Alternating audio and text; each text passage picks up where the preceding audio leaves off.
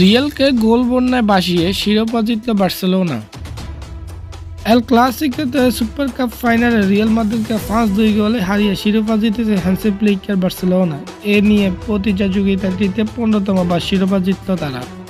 গত আসরের ফাইনালে রিয়াল মাদ্রিদকে 4-1 গোলে হারিয়ে শিরোপা জিতেছিল বার্সেলোনা।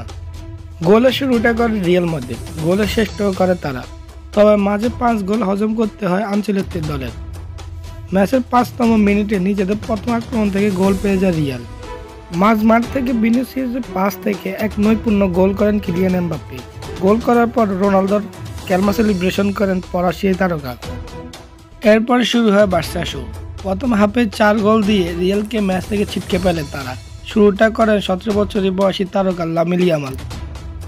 লেভানডস্কির থ্রু বল পেয়ে দারুণ এক গোল করে বার্সাকে সমতা পেরানে স্প্যানিশ তারকা। 36তম মিনিটে পেনাল্টি থেকে গোল করে বার্সাকে লিড এনে দেন লেভানডস্কি।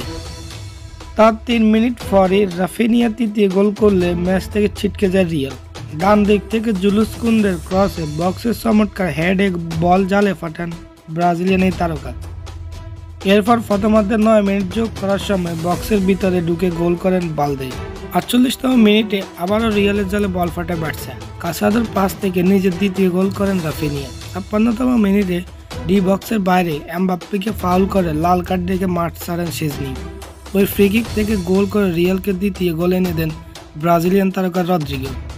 এই গোলের মাধ্যমে রিয়াল এক কামব্যাকের বার্তা দিলেও বার্সার ডিফেন্স ভাঙতে পারেনি। শেষমেশ রিয়ালকে 5-2 গোলে হারিয়ে কোপা দেল রে জিতে নেয় বার্সেলোনা।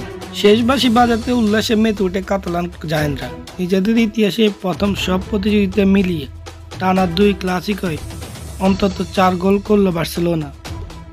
1963 সালে রিয়ালের পর প্রথমবার ক্লাসিকোতে দেখা গেল এমন কিছু।